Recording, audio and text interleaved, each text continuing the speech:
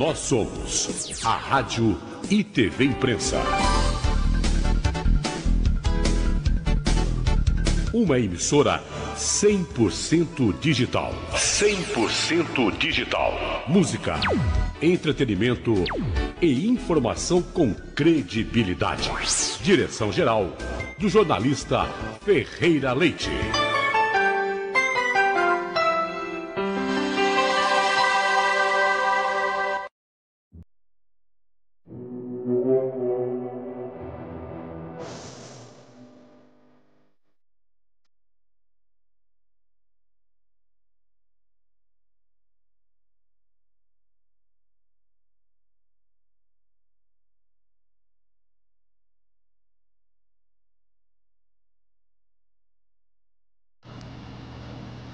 Bom dia, meu querido público do Brasil, São José dos Campos, Vale do Paraíba e toda essa gente maravilhosa que acompanha aqui na TVI, o programa TI Gestão Empresarial.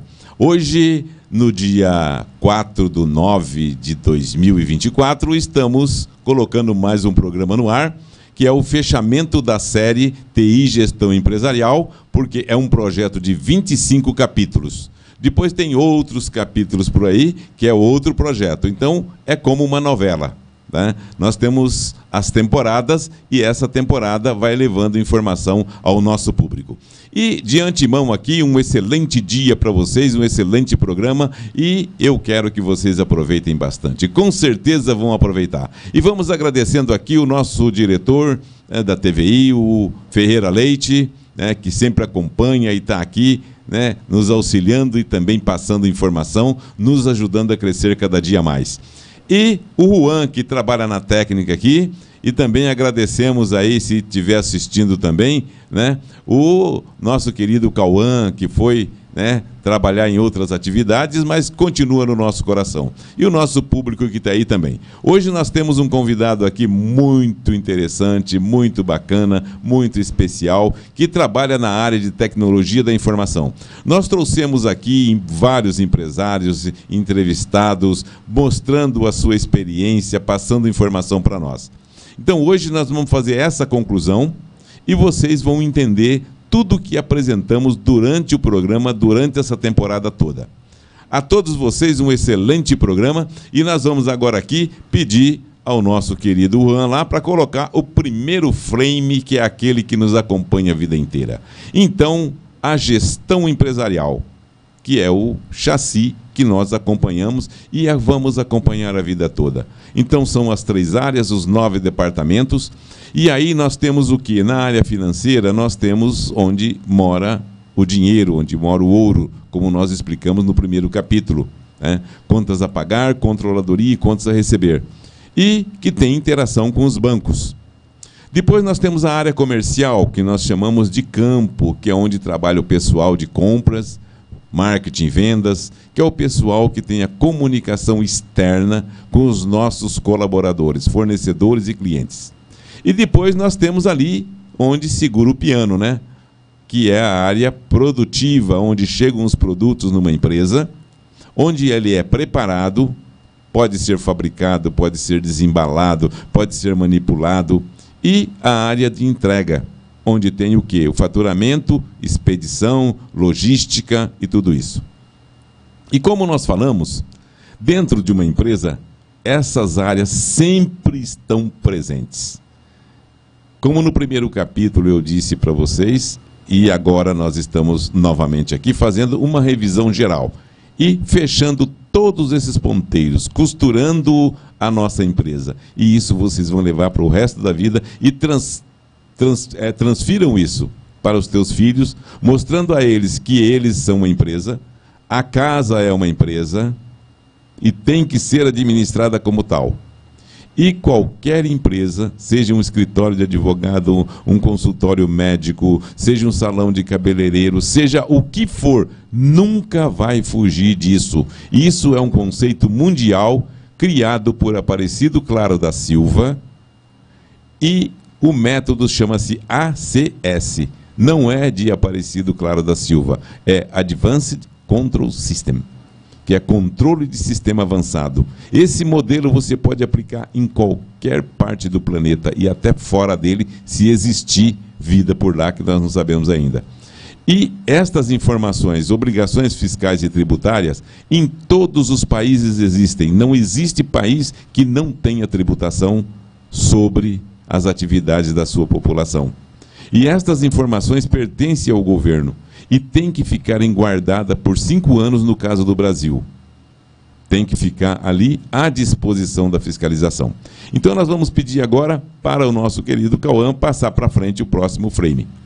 Então, vocês viram lá que tem 3 áreas e 9 departamentos e nós temos a nossa matriz. E essa matriz, jogada dentro de um organograma, ela fica desta forma. Tá? Então, aqui nós estamos colocando as pessoas em cada atividade. Seja ela o tamanho que for, nós vamos ter o investidor, pode ser uma ou centenas ou milhares de pessoas, no caso das empresas SA de capital aberto. Então, nós temos ali um presidente, ou mais de um presidente, dependendo do tamanho da empresa. Nós temos o controller, aquele que faz o quê? A gestão financeira da empresa. Temos o diretor financeiro, que auxilia o controller. Temos o diretor comercial, que faz o quê? Trabalha com o campo, marketing, vendas, compras. Então, ele é que faz essa gestão da comunicação entre as pessoas, os colaboradores, clientes e fornecedores. E temos o diretor de produção, aquele que faz acontecer o produto. Seja um produto, por exemplo, o banco, ele tem um produto seguro, ele tem um produto caderneta de poupança, tem vários produtos dentro de um banco. Tudo é produto. E depois nós temos o quê? Os encarregados de cada área. Né? Então, por exemplo, dentro de compras, nós temos ali um gerente de compras, nós temos o gerente da área de engenharia, o gerente da área de marketing, vendas e assim por diante. Então, isso aqui nós chamamos de organograma. Organograma, o que que é? Os órgãos trabalhando com a responsabilidade para as suas pessoas que estão ali movimentando a empresa. Uma empresa não existe sem pessoas. Né? Ela tem que ter sempre alguém ali administrando, seja o tamanho que for. Então, nós temos lá o diagrama, que é o quê? Os processos. Organograma, a execução e a responsabilidade de cada um. Próximo frame, por favor. E aqui nós temos o quê? A tecnologia da informação atuando em tudo isso. A tecnologia da informação, ela entra o quê? Armazenando os dados, disponibilizando esses dados para o organograma, para as pessoas dentro da empresa, para fazer com que os processos aconteçam, de forma a não repetir nenhuma informação. A informação, ela entra na empresa, ela não pode ser mudada ao longo do tempo e inserida em diversos lugares, ela é a mesma. Então, quando eu entro com uma informação na empresa, ela navega pela empresa, ela vai suprindo outras informações, ela vai sendo usada pelos órgãos da empresa para fazer as análises, para fazer as estatísticas, para preparar as estratégias. E essa informação não pode ser distorcida. Uma vez ela distorce pelo meio do caminho, o que acontece? O diretor ou o controller vai receber uma informação distorcida, tomar decisões erradas e a empresa vai começar a ter problemas. Então, a área de TI, tecnologia de informação dentro de uma empresa, ela tem fundamental importância, porque ela cuida do patrimônio maior de uma empresa, que se chama a informação. Uma empresa sem uma informação boa, consistente e verdadeira, ela está fadada ao fracasso. Então aqui nós temos o quê? A base de dados em cluster. O que significa isso? Essa palavra cluster em inglês significa penca. Como uma penca de banana, como uma penca de frutas, né? E nós temos as tabelas. Muita gente confunde banco de dados com armazenamento de dados. O cara fala assim, o meu banco de dados é Oracle. O outro, o meu banco de dados é SQL Server. Meu banco de dados é DB2 400. Tá. Esse é o software que gerencia as tabelas. O que significa isso? Quando você tem um Excel, você não tem um banco de dados. Você tem uma tabela que armazena informações, mas não é banco de dados. O banco de dados ele tem uma estrutura lógica, consistente e amarrada. Lembra, eu vou mostrar daqui a pouquinho a planilha onde eu tenho o quê? O contas a pagar, a ficha financeira do meu cliente e os títulos. E nós vamos chegar lá e vocês vão entender perfeitamente como isso funciona. Então nós temos aqui a estrutura da base de dados em cluster. O que significa isso? Nós temos a tabela pai e a tabela filho. No caso da ficha financeira, a tabela pai eu tenho lá os dados resumidos do meu fornecedor. A tabela filho eu tenho todos os títulos que me compõem aquela dívida. Então, isto é chamado pai e filho. Então, nós temos uma estrutura como vocês estão vendo aí.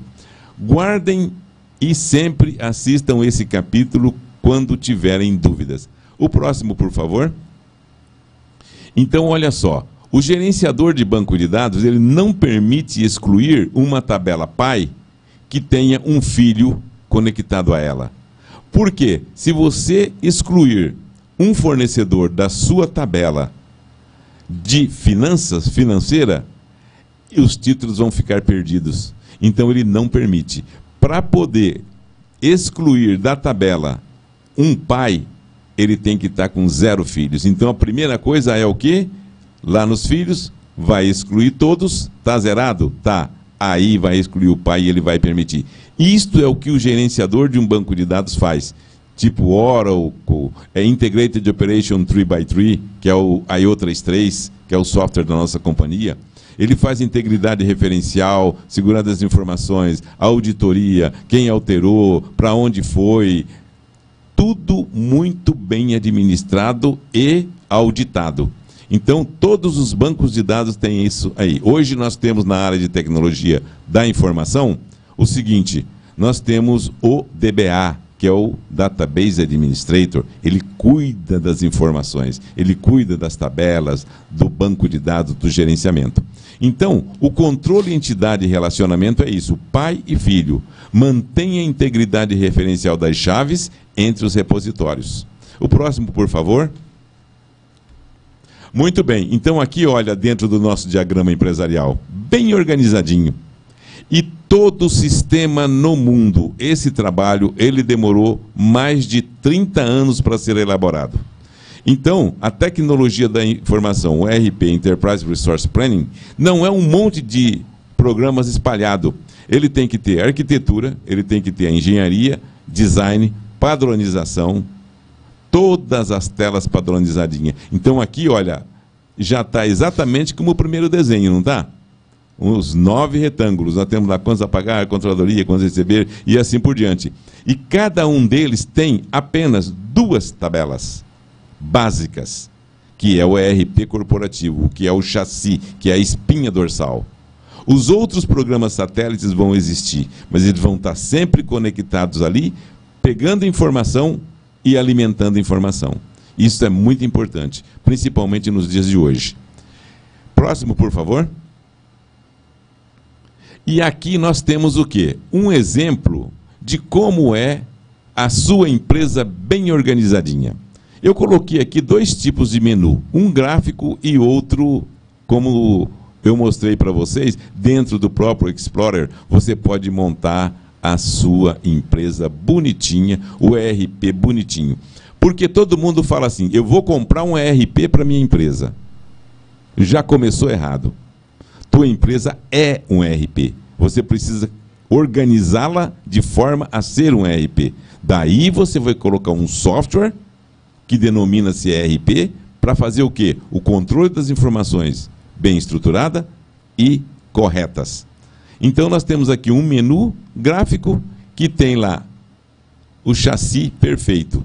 E depois, dentro, nós temos a empresa modelo lá também, que nós temos lá o fundamento de negócios, que eu expliquei para vocês durante essa temporada, que o fundamento de negócios nós temos 2 coisas principais. O meu cadastro de colaboradores e o meu cadastro de produtos. Tá? As condições comerciais que eu faço os meus negócios. E assim por diante. Então, o fundamento técnico é segurança, invasão, firewall, tudo o que dá segurança para o sistema funcionar.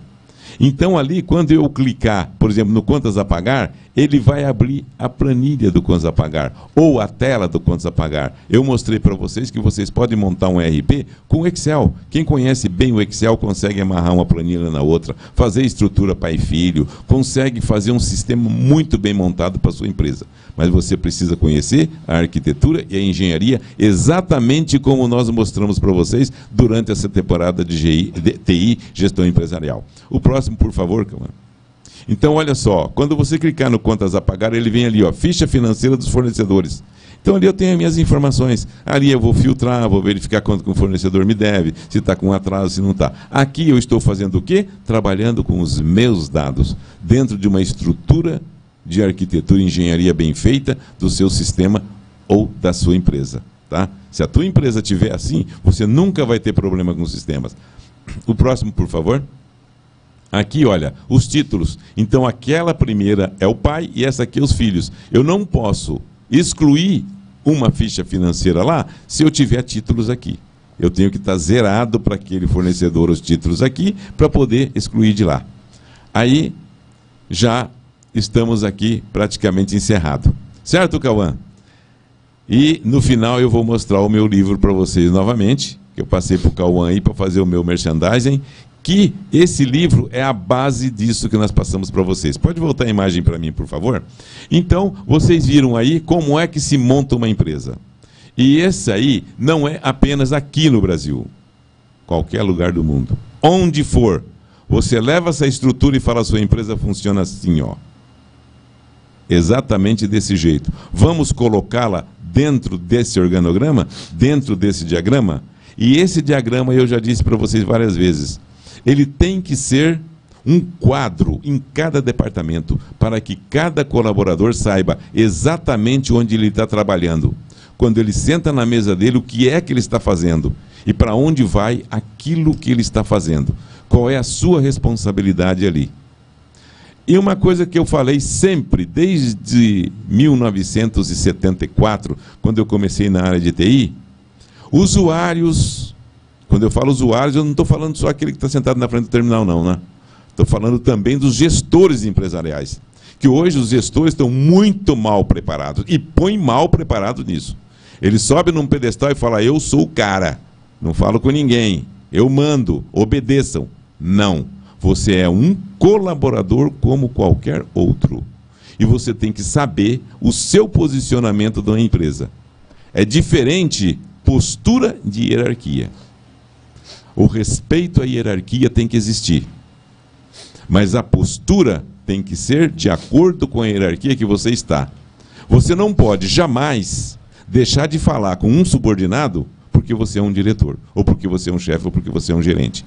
Se um subordinado, lá da mais baixa hierarquia, te solicita uma reunião, ou solicita uma palavra contigo, seja você o presidente da empresa, você tem que, no mínimo, perguntar para ele, meu amigo, do que se trata? Porque, às vezes, aquela pessoa que está lá, no operacional, né, ele não está conseguindo levar para cima, né, a sua dificuldade ou algo assim. Então, ele vai subindo. E é isso também que eu dou de dica para todos os funcionários de uma empresa. Não incomodem um presidente ou um diretor, seja quem for, por picuinhas. Eles não estão lá para picuinhas. Eles estão lá para assuntos estratégicos, por isso é que eles precisam, como eu falei no começo aqui, eles precisam de ter informações corretas. Agora, se você está lá, falou com o teu chefe não tem poder de decisão sobre aquele assunto. Aí, você e o teu chefe vão falar com o chefe do teu chefe, olha, nós estamos com esse problema aqui no operacional, como que nós podemos resolver isso? Ah, também não tenho permissão para isso. Então, vamos para o próximo. Se for um assunto muito delicado, pode chegar até o presidente da empresa. Aí o presidente vai delegar, não, puxa, realmente chegou para mim porque o assunto é realmente delicado. Né? Então, é muito comum auditores. Eu vou dar aqui também uma dica para auditores. Auditores têm a mania de chegar num terminal e falar, me faça isso aqui. Meu amigo, você está completamente errado. Você tem que falar com o teu chefe, para o teu chefe falar para o chefe daquela pessoa. do que você precisa. Aí o chefe dele vai estar sabendo, vai descer a ordem para ele executar. Mas auditor, ele chega numa empresa, ele vai lá no operacional como se ele mandasse na empresa. Como se ele soubesse tudo o que está acontecendo. Não. Você tem que respeitar a hierarquia. O teu gerente, o gerente dos auditores, vai lá, comunica o gerente daquela área, ou o responsável daquela área, nós precisamos dessas informações. Como que nós vamos conseguir? Aí o gerente daquela área vai falar, nós vamos falar com fulano. Aí ele está sabendo o que está acontecendo. Porque nós nunca podemos atravessar a hierarquia, nem para cima e nem para baixo. Não é porque eu sou um auditor que eu chego na empresa que eu vou atravessar a hierarquia de um gerente, ou de um coordenador, ou de um diretor. Não posso. Eu tenho que respeitar a hierarquia, para baixo e para cima. Então é muito importante. Eu vejo acontecer isso muito nas empresas. Eu dou um treinamento sobre isso. Duas coisas importantes também na empresa. O respeito à hierarquia e o respeito ao sigilo. O sigilo é de suma importância também. Então tem coisas em que o auditor não pode falar e nem tratar com o operacional. Ele tem que tratar com o chefe do operacional. E o chefe vai falar, olha, o coordenador, ou o gerente, ou o diretor, olha, os sigilos são assim. Então tem coisas que não, nós podemos falar com todo mundo. Tem coisas que só com o nível superior. Tem assuntos que é com o nível mais superior ainda. E tem assuntos que só o presidente da empresa pode tratar. Então hoje nas empresas, eu garanto para vocês, é uma mistureba que ninguém entende. Você fala com um, fala com outro, ninguém sabe o que está acontecendo, o diretor, o presidente não sabe o que o operacional está fazendo, o operacional não sabe a responsabilidade do presidente e vira uma bagunça. Então, não pode. Ela tem que ser estruturadinha. É como se diz o velho ditado que não falha nunca. Cada macaco no seu galho, cada um no seu quadrado. A sua responsabilidade é acima. Já aconteceu comigo. O auditor chegou e pediu uma coisa para mim, eu falei para ele, meu amigo, fala com o teu chefe, para ele falar para o meu chefe fala comigo. Aí eu vou atender. Porque se eu parar o que eu estou fazendo, eu vou atrasar o meu cronograma. O meu chefe vai falar, por que você fez se eu não estava sabendo? Eu estou atravessando a hierarquia. Não pode. E hoje nós trouxemos aqui, para ser entrevistado, né, uma pessoa que tem um conhecimento amplo na área empresarial, como CLT, e tem hoje a sua empresa, que é uma empresa de sucesso em São José dos Campos, porque eu estava conversando com ele nos bastidores e ele trata a empresa dele exatamente assim. Horário de trabalho é horário de trabalho. Terminou o expediente, meu amigo, fechou-se as cortinas e apagou a luz. É outra atividade, é outra coisa. Eu trabalhei numa empresa que o diretor falou isso para mim também, numa multinacional. Poucas acontecem isso, tá? Poucas. O que tem de empresas por aí que o funcionário tem que trabalhar de tarde, trabalhar à noite, tem que trabalhar às vezes fim de semana. Por quê? Porque ela está desestruturada. As pessoas não estão sabendo o que é o seu compromisso, a sua capacidade de produção. Então, nós convidamos hoje aqui o Wagner, da DualSys. Wagner, seja muito bem-vindo e você vai passar para nós aqui a sua experiência para os nossos ouvintes aqui da TVI do programa Gestão Empresarial. Cido, bom dia aos espectadores, aqueles que estão nos assistindo nesse momento.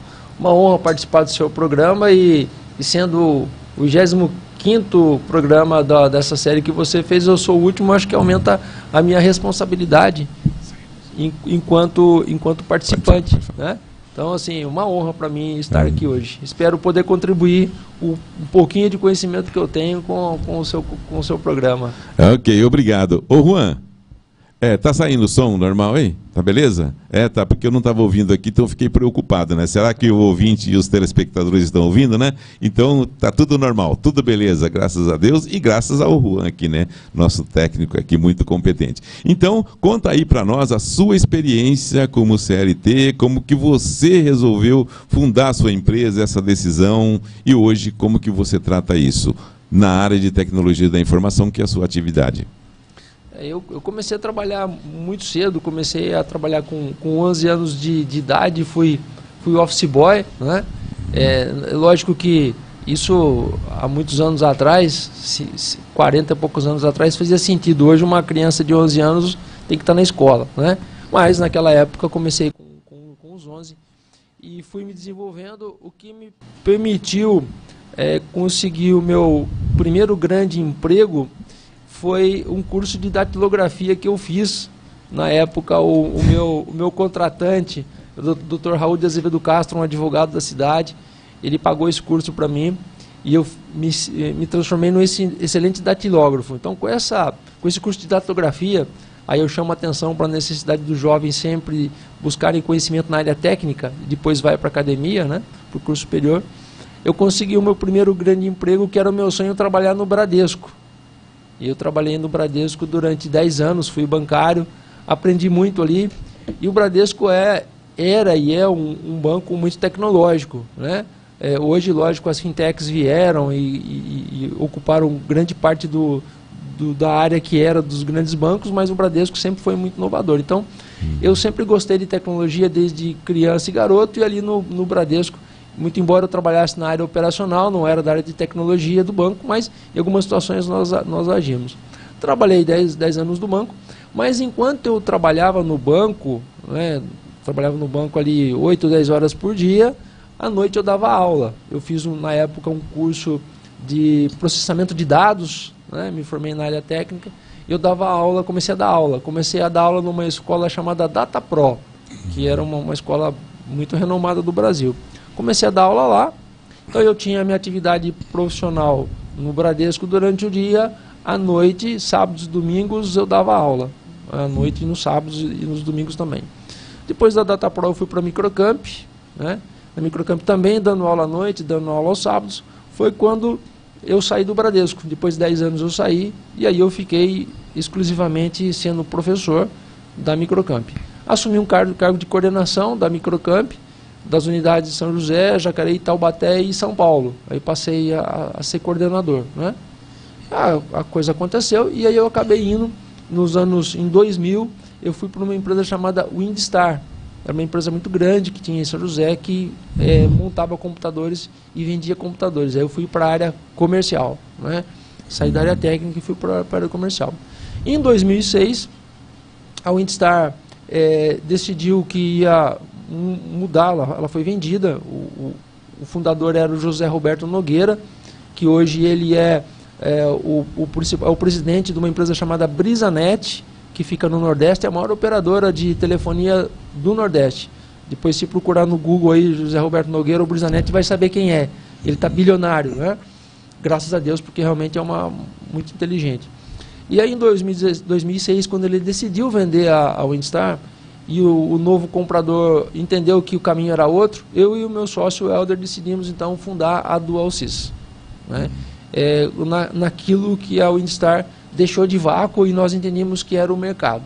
Então fundamos em 2016 e hoje estamos aí no mercado atendendo empresas de todos os segmentos. A maior base são de pequenas e médias empresas, que é a base da economia brasileira, de acordo com os números do Sebrae. 97% das empresas brasileiras são pequenas e médias, então é onde a gente atua, ali na parte de suporte e soluções de tecnologia. Ótimo. Aí eu tenho aí uma pergunta para você também, porque o que acontece com a entrada da tecnologia dos microcomputadores, porque como no começo eu falei para os ouvintes aqui, para os telespectadores, as 3 plataformas, mainframe, mid-range e as plataformas micros, né? As plataformas micros, elas são as plataformas pulverizadas para a população. É diferente de um mid-range, de um power system, né? De sistemas que têm segurança interna já, né? Os mainframes, etc. Um power system, por exemplo, não tem hackers, não tem perda de dados, não tem parada de sistema operacional, não existe vírus. Por quê? É outra arquitetura tecnológica. Nós temos a arquitetura 360, 370, que são os mainframes, e temos a arquitetura MIDI, que é a arquitetura de conceito, né, de hard code, que nós chamamos. O sistema operacional não é em disco, tá? O sistema operacional dele é OS 400, não é DOS. O DOS significa Disk Operating System. Então o sistema fica em disco. Quando você liga um micro, o que acontece? Sobe o sistema operacional para a memória. E a memória começa a trabalhar. No Power System, nos iSeries, etc., plataformas grandes, né? Que é da média para grande. No caso da plataforma média, exclusivamente o sistema operacional fica no chip, ele não é no disco, ele é no chip. Então, para entrar um vírus, para entrar um hacker, ele precisa ir na máquina física, desmontar o chip, levar no laboratório e programar em assembler. Então, não tem como. Porque como é que ele vai entrar lá no data center? E principalmente hoje com as tecnologias, né? E depois do 11 de setembro, que aconteceu nos Estados Unidos, criou-se o Iron Mountain. O que é isso? É a replicação online real-time em outro lugar, de preferência em outro país, das informações.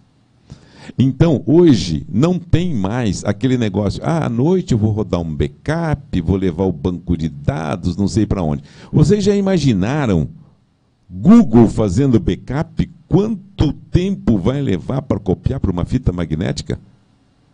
Então, não existe mais isso para as grandes. Para as pequenas e médias existe, até nós dentro de casa, né? A gente monta uma planilha lá, salva num backup, porque a máquina pode pifar, pode queimar o HD e assim por diante. Nas grandes, não. Principalmente nas empresas de segurança pública. Ministério da Aeronáutica, Exército, Marinha, não tem. É tudo protegido. E extremamente protegido. Então, eu sempre coloco nas empresas. Não tem esse negócio. Você copiou para uma fita, já era, meu. Você está com intenção de pirataria, nada mais. Porque, na realidade, tem o Iron Mountain, onde ficam os dados guardados fora. Sempre. E outra coisa também, empresa fala assim, não, eu quero meus dados aqui na minha empresa. Meu amigo, esquece. Nem o seu dinheiro você sabe onde está. Você sabe onde está o seu dinheiro nos bancos virtuais? Ou mesmo no Bradesco, aqui como o Wagner falou, né? Então, a empresa do Wagner agora ele vai explicar para nós, né? Ele já falou a vida dele, como que foi e como que ele caiu na DualSys. E ele vai falar o que a DualSys faz em termos de segurança, porque hoje todo mundo que entra numa internet está sujeito a vírus, está sujeito a hackers, está sujeito a golpes.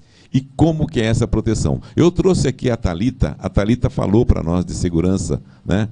De 2 estágios, segurança que tem que ter de vírus e tal. E agora o Wagner vai falar para nós o que ele preparou, né? Para nós ficarmos com os nossos dados seguros, porque, como eu disse, a informação é o bem mais precioso que uma empresa tem. Certo, Wagner? Certíssimo. Qualquer empresa ela pode ter um problema e queimar um computador, queimar qualquer hardware que o seguro paga. Já uma vez o dado perdido, muitas vezes não tem como recuperar mais, e isso pode ser a vida de uma organização que vai embora, né? Então, realmente o que existe de mais caro numa organização é, de fato, a informação, como você bem disse.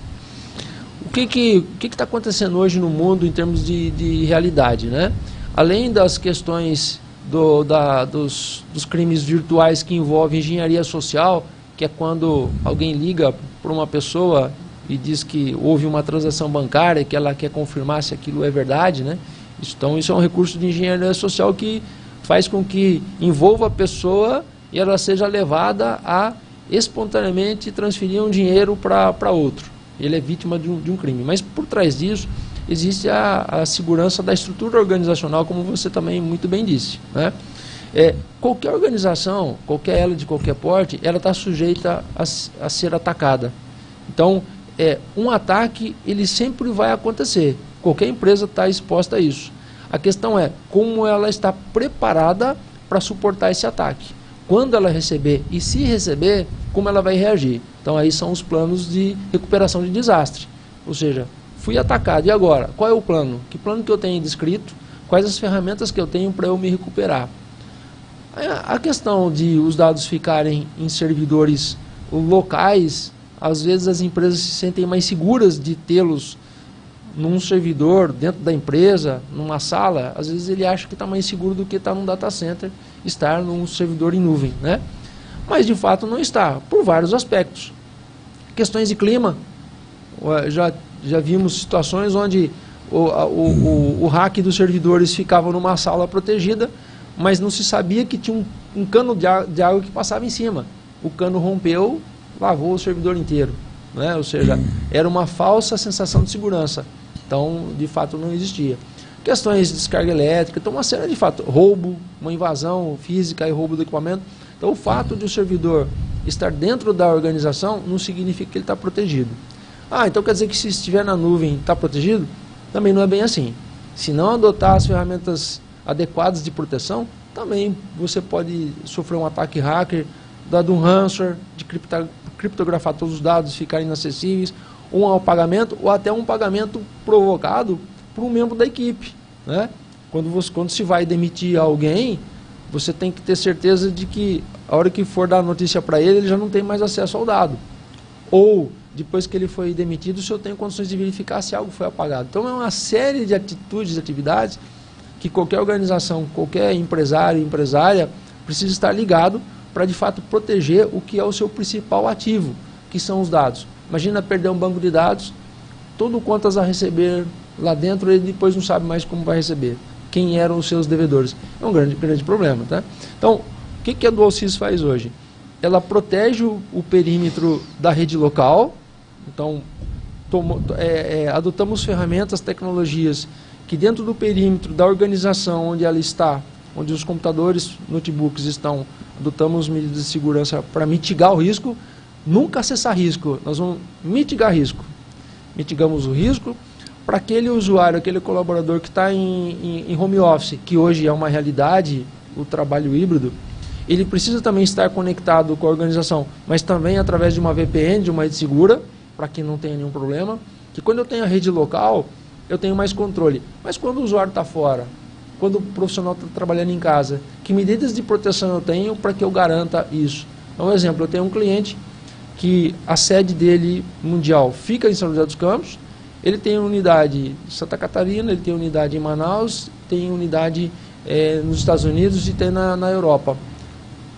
Tudo feito através de VPN, tudo fechado. Antivírus conectado em todas as pontas, backup o tempo todo, o backup acontecendo em nuvem, né? Firewall protegendo o perímetro, para a gente mitigar esse risco. Wagner, mas esse cliente está 100% protegido? Não, não está. Se houvesse proteção 100%, nós não teríamos visto empresas fabricantes da aeronave conhecida, né, tendo problema. Exato. Empresas de venda, de varejo, que sofreram ataque, eu não vou citar nomes aqui, mas dá para ter ideia, né? Então, ou seja, se houvesse proteção 100%, essas empresas não teriam sofrido ataques. Algumas organizações conseguem ter proteções melhores, como você bem disse, que elas segregam um certo tipo de acesso. Banco, por exemplo. O banco, o sistema dele interno, ele é todo fechado. Ele não está aberto para o grande público. Mas como é que funciona o Internet Banking? Existem ali APIs de comunicação que faz essa ponte, mas a estrutura do banco é muito protegida. De fato, assim, eu diria que a taxa de proteção de um banco é de 99,99%, é muito alta. Exatamente. Inclusive, eu conversei com vários gerentes de bancos e profissionais de bancos também. Quando acontece uma invasão dentro do banco, partiu de dentro, não é de fora. De fora é muito difícil entrar nos dados bancários. Muito difícil mesmo. É como o Wagner disse aqui, é 99,99999. É muito difícil, tá? Os hackers entrar lá. Eles podem pegar nas redes e tal, mas na informação do banco ele não pega. Por isso que o banco garante, inclusive, quando acontece, né, uma fraude ou qualquer coisa na tua conta, o banco ele tem monitoramento para saber que não foi o cliente que fez. Isso para cartão de crédito, para conta corrente, para investimentos, para tudo, tá? E aconteceu com o meu filho, foi clonado o cartão dele, e ele foi no banco e a gerente falou para ele, foi aqui dentro. Foi dentro do banco, não foi naquela agência, mas foi dentro do banco. Então, isso acontece. E como o Wagner falou, né, a proteção do dado ela tem que ser muito bem protegida, mas muito bem fechada. É por isso que eu falo, hoje eu converso com um gestor de empresa, ele não tem a mínima noção. Fala, meu amigo, você sabe que eu tenho um cliente que, pasmem, ele quer construir o ERP dele dentro da empresa. Eu pergunto para vocês, Quem constrói um carro dentro da sua casa? Para cada coisa tem as pessoas que fazem. Você participa de um meio econômico e social. Então não se metam a construir sistema dentro de casa. A não ser que vocês tenham uma empresa muito pequena, mas mesmo assim, contrate um profissional. Nós, da Sênior Informática, que é o Centro Nacional de Informação e Análise, de Tecnologia, de IA, né? Nós temos os profissionais que vão lá e dizem, ó, você vai fazer isso, você tem que fazer isso. A empresa que te dá o suporte, ela nem tem todos os produtos. Ela indica um outro produto, olha, Firewall, tem uma empresa assim, assim, assim, que é boa, pode contratar, que é confiável, tá? Não se meta a fazer o que não sabe. Quando a sua televisão dá problema, você pega uma chave de fenda e vai lá fuçar nela? Não, você contrata um técnico.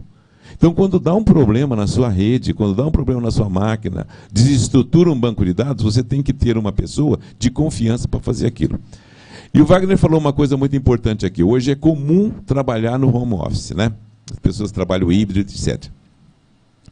O sistema, ele tem que ter a segurança de acesso e tem que ter a trilha de auditoria de quem acessou, onde acessou. Inclusive latitude e longitude onde estava o aparelho dele. Então não adianta fazer uma tremenda segurança. Ah, o cara foi lá e violou. Mas quem violou? Ah, não sei. Não. Então, esse software que eu falei para vocês, o Integrated Operation, que é do Advanced Control System, ele monitora. Por quê? Porque ele é em nuvem. Você pode acessar de qualquer aparelho, não precisa ser do seu notebook. Você pode acessar de um notebook de um colega. Ele não tem nenhum software instalado na máquina daquele seu colega. A única coisa que ele faz é a conexão e acessa no cloud, e lá ele executa tudo. E no cloud, ele diz, ó, esse fulano estava na latitude tal, longitude tal, ele tem o GPS certinho de onde aquela pessoa estava. E eu comentei aqui também sobre o IoT, né, Internet das Coisas. E hoje nós estamos no IoB, Internet dos Corpos.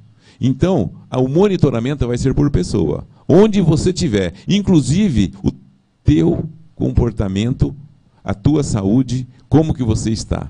Nós já estamos, eu não estou falando que é no futuro não, tá?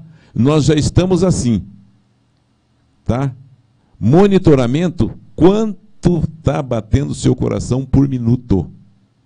Tem monitoramento. Ah, não, ninguém vai saber de mim, você não está mais escondido. Leiam George Orwell, 1984. Leiam esse livro. É hoje. É hoje.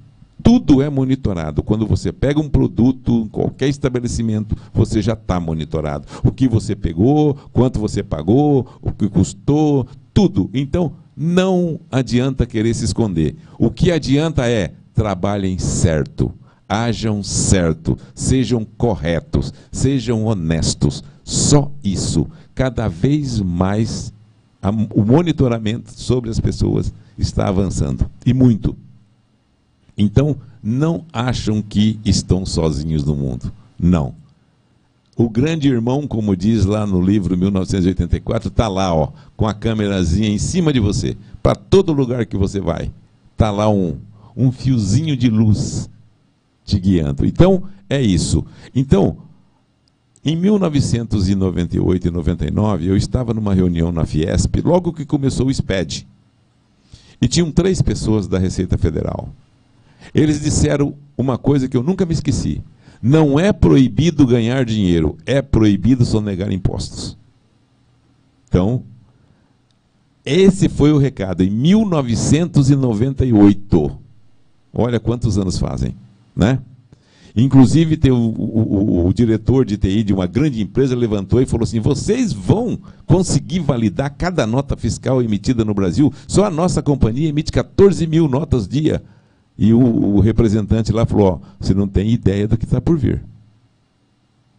E já está aqui. Então, essa dica que eu deixo no nosso último programa dessa temporada, tá? Para vocês. E o Wagner aqui, ele tem a especialidade de segurança, né, de monitoramento, proteção da informação, tudo isso. Wagner, onde fica a sua empresa? Minha empresa ela fica aqui em São José dos Campos, né? A sede hoje fica na Gisele Martins 635. Né? Já estamos aí no mercado há muitos anos atendendo a todos os perfis de empresa. Você citou as questões de segurança e a preocupação, de novo, a preocupação de algumas empresas mas meus dados vão para a nuvem. Que nuvem é essa? Onde isso de fato vai estar? Né? Fica flutuando. Normal isso, né? Tem algumas piadas em relação a isso, mas a realidade é assim. Quando uma organização ela vai contratar um serviço de armazenamento de dados em nuvem, ela tem a opção de saber ou escolher aonde fica o data center. Se o data center vai ficar fora do Brasil, se o data center vai ficar no Brasil, no sul ou no sudeste. Né? As grandes corporações, que são as maiores, que realmente entregam níveis de segurança muito alta, na contratação dos serviços você pode definir onde você quer. Eu sempre sugiro que se escolha data center no Brasil por alguns aspectos. Primeiro, em relação à latência. O fato de ser um data center no Brasil, o tempo de resposta é menor. Se eu escolher um data center nos Estados Unidos, que geralmente é inclusive mais barato, o tempo de latência aumenta, ou seja, o tempo de resposta aumenta. O servidor vai ficar, entre aspas, mais lento, porque tem toda a questão da transmissão de cabo submarino e tudo mais. Quando eu tenho no Brasil, eu diminuo essa latência. Então esse é o primeiro aspecto. O segundo aspecto é que eu garanto esse dado em território brasileiro e estou alinhado com a Lei Geral de Proteção de Dados. Exato. A Lei Geral de Proteção de Dados, inclusive, muitas empresas que estão usando data center fora do Brasil, atentem-se para isso. Em 15 de agosto de 2014, foi aprovada a Lei de Tributação de Serviços Contratados no Exterior. Então, o governo, para proteger o serviço interno, né, prestação de serviço e nuvem interna no Brasil, que realmente é muito mais caro, o Wagner falou aqui, é a realidade, do que fora do Brasil, né? Então, o governo colocou essa lei que tem que pagar os tributos como uma importação normal de qualquer produto, que é a contratação em nuvem. Nós usamos em nuvem. Inclusive, quando eu comecei a usar, foi no começo do ano 2000, né? No final do ano 2000. E perguntaram para mim, mas e aí, você não teve problema? Eu tive sim, tive 2 problemas nesses 24 anos. Eu fiquei um dia, 2 horas fora, que foi em 2006, e depois em 2010 fiquei mais 2 horas fora. E aí eu recebi um comunicado dizendo, investimos 20 milhões de euros para nunca mais acontecer isso. E nunca mais aconteceu. Então, não se preocupem, data center fora, nuvem, cloud, é muito seguro. Wagner, agradeço bastante a sua participação, tá? E agora você tem aqui 1 minuto para você dar um alô para os nossos queridos telespectadores, e eu vou apresentar aqui o meu livro logo em seguida, e aí nós nos despedimos deles. Dá o seu alô aí para o nosso querido público do Brasil e do mundo. Agradeço a oportunidade de participar do seu programa, trocar essas experiências, ouvir a sua experiência, e a do Alcis está aí à disposição daquelas empresas que buscarem algum tipo de solução, é só nos procurar através do site do alcis.com.br ou através dos canais de WhatsApp, que os números já estão no site. Muito obrigado pelo convite e uma honra ter participado com você nessa última edição do programa. Você sabe que a recíproca é verdadeira, né? Porque nós vamos aprendendo cada dia, né? E cada dia mais. E pessoas assim como você, que veio aqui, né? Compartilhar conosco aqui no programa a sua experiência de vida, a sua experiência profissional e como empresário de sucesso que você é. Muito obrigado, agradeço muito. E, Cauã, dá para você colocar o livro aí para nós, fazendo um favor?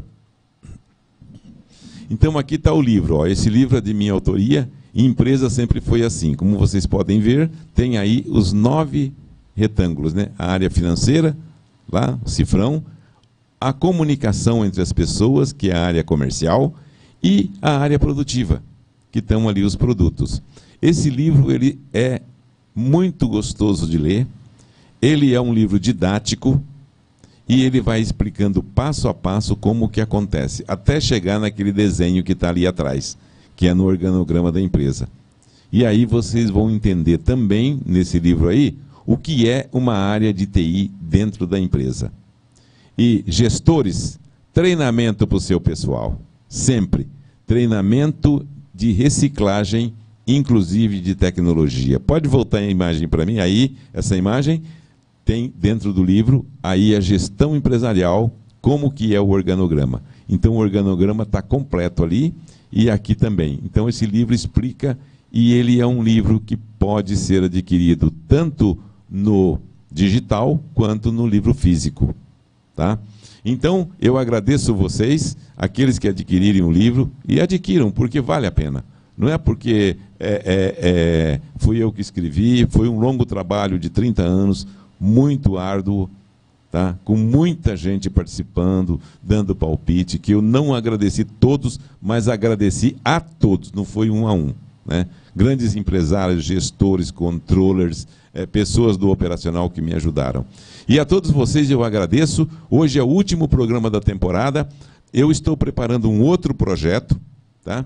Que é um outro projeto, ele vai descer um pouco mais os níveis, informar com mais detalhes. Mas com o que tem aí já dá para vocês terem uma empresa muito bem organizadinha, e eu peço ao Senhor Pai que ilumine a vida de todos vocês e que todo projeto que vocês colocarem no ar, bem organizado, trabalhar corretamente, trabalhar com honestidade, com transparência, com ética, vocês vão ter sucesso. Com certeza. A todos vocês, muito agradecido por participar dessa temporada. Muito obrigado e que o Senhor sempre nos proteja, né?